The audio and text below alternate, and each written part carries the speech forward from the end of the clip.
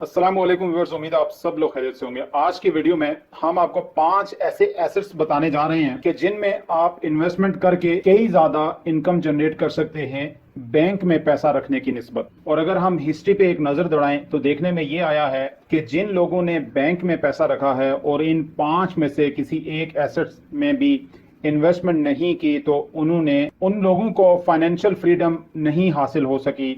वो लोग उसी पैसे के ऊपर रहे जो उनका बैंक में पड़ा था, कोई उसमें खातिर खा इजाफा नहीं हुआ। और इसी सारी सिचुएशन को लेके अगर हम आपको ये कहें कि आज तक आपके बैंक्स जो भी आपको बताते आए हैं आपके पैसे के बारे में वो सिवाय झूठ के कुछ नहीं, तो आप परेशान हो जाएंगे। आपका हार्ड अर्न पैसा, पूरी जिंदगी की जमा पूंजी जो कि आप बैंक पे भरोसा करते हुए बड़े एतमाद के साथ ये सोचते हुए बैंक में रखते हैं कि आपका पैसा सेफ है और आप किसी भी वक्त इसको निकाल के जरूरत के मुताबिक इस्तेमाल कर सकते हैं या इन्वेस्ट कर सकते हैं।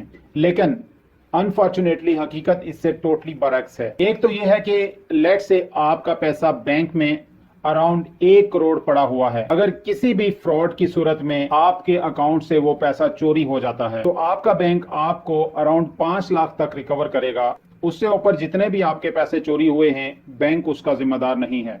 ये तकरीबन 95 लाख है, उसका बैंक जिम्मेदार नहीं है। और दूसरा ये कि आप अगर अपना पैसा आम दिनों में भी बैंक में रखते हैं, जैसे कि एक एग्जांपल से ये बात समझने की कोशिश करते हैं कि फॉर एग्जांपल आप 150 रुपए 1 साल के लिए अपने बैंक में रखते हैं।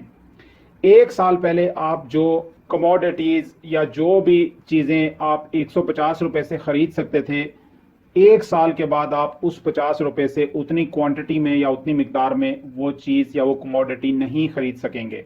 इसी तरह अगर लाखों में भी आपके पैसे बैंक में पड़े हुए हैं तो आप कोई भी लेट से प्रॉपर्टी इन्वेस्टमेंट करते हैं, 1 साल पहले आप जितने पैसों में जो प्रॉपर्टी, जो प्लॉट या जो इन्वेस्टमेंट कर सकते थे, 1 साल के बाद आपको सेम इन्वेस्टमेंट के लिए आपको ज्यादा पैसे लगाने पड़ेंगे। अगर इस सारी सिचुएशन को हम सामने रखते हैं, बैंक में पैसा रखने से ना सिर्फ डी वैल्यू होता है बल्कि इन्वेस्टमेंट की जो ऐसी अपॉर्चुनिटीज कि अगर हम टाइम से इन्वेस्टमेंट करें बैंक में कैश रखने की बजाय तो हमें फाइनेंशियल फ्रीडम मिल सकती है, हम फर्दर कैश जनरेट कर सकते हैं। लेकिन बैंक में पैसा रखने की वजह से हम ऐसा नहीं कर पाते।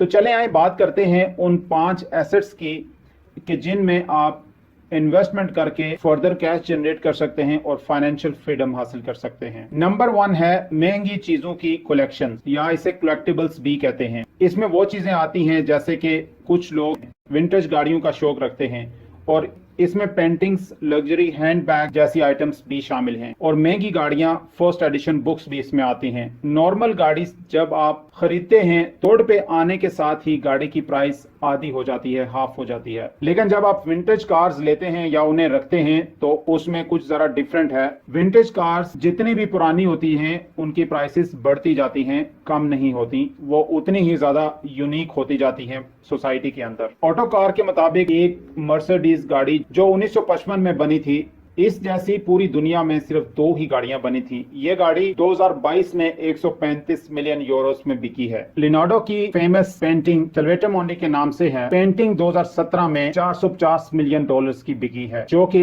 एक सऊदी प्रिंस ने खरीदी थी। इतनी महंगी तरीन आइटम्स को खरीदने की यही वजह है कि बायर जानता है कि इसकी बहुत अच्छी प्राइस मिल सकती है। जो जो ये पुरानी होती जाएगी उतनी ही ज्यादा इसकी प्राइस भी बढ़ती जाएगी और ये माशरे में यूनिक होगी। एवरेज बायर्स के लिए भी ऐसे प्लेटफॉर्म्स हैं जिन पे इन महंगी आइटम्स की बाइंग या सेलिंग हो जाती है और ये आइटम्स अफोर्डेबल भी होती हैं। नंबर 2 पे है सेफ करेंसी। करेंसी इन्वेस्टमेंट का जब हमारे माइंड में आता है तो हम सिर्फ डॉलर को कंसिडर करते हैं। ये बात दुरुस्त है कि डॉलर एक जानी मानी करेंसी है जो कि ज्यादातर ऊपर ही जाती है। लेकिन ऑन दी अदर हैंड अगर हम देखें कि वो ममालिक जिनकी इकोनॉमी और पॉलिटिकल स्टेबिलिटी अच्छी स्ट्रॉन्ग है, उनकी करेंसी भी हमेशा ऊपर ही जाती है। जैसे कि स्विट्जरलैंड की करेंसी जो कि डी वैल्यू नहीं होती, इसकी एक बहुत बड़ी वजह स्विट्जरलैंड की जियोपॉलिटिकल कंडीशन जो कि बहुत स्टेबल रहती है। यूरो डेट क्राइसिस के दौरान और ग्लोबल फाइनेंशियल क्राइसिस के दौरान 2008 में काफी कंट्रीज ने अपना पैसा स्विस अकाउंट्स में ट्रांसफर कर दिया था। उनकी पैसे की वैल्यू सेम ही रही। स्विट्जरलैंड की करेंसी डॉलर से भी ज्यादा स्ट्रॉन्ग है क्योंकि ये डेप्रिशिएट नहीं होता। रशिया ने भी recently transaction Swiss Swiss currency में की है, जिसकी वजह से इसकी करेंसी की वैल्यू और बढ़ गई है। यहाँ आप सोचते होंगे कि स्विस अकाउंट ओपन करना कैसे मुमकिन है। ये काम आप करेंसी ETFs यानी या तो फॉरेन ब्रोकर्स के थ्रू कर सकते हैं। आप अपनी छोटी इन्वेस्टमेंट कर सकते हैं और इस काम से आपको करेंसी एक्सपोजर भी मिल सकता है। आप ये ट्रेड कम से कम $100 से स्टार्ट कर सकते हैं। नंबर 3 पे है गोल्ड, सिल्वर या प्लैटिनम। आप पैसा इसलिए कमाते हैं ताकि ये एक दिन वैल्यू में बढ़ जाए, लेकिन गवर्नमेंट पैसा प्रिंट इसलिए करती है ताकि वो अपनी डेफिसिट को पूरा कर सके। इसलिए यह मुमकिन है कि इस पैसे की वैल्यू ही एक दिन खत्म हो जाए। इसलिए सारे बड़े फाइनेंशियल एक्सपर्ट्स ये एडवाइस करते हैं कि आप ऐसे एसेट्स में इन्वेस्टमेंट करें जो कि रिप्लेस नहीं हो सकते, जैसे कि गोल्ड, सिल्वर या प्लैटिनम। ये कीमती धातें इन्फ्लेशन की सूरत में भी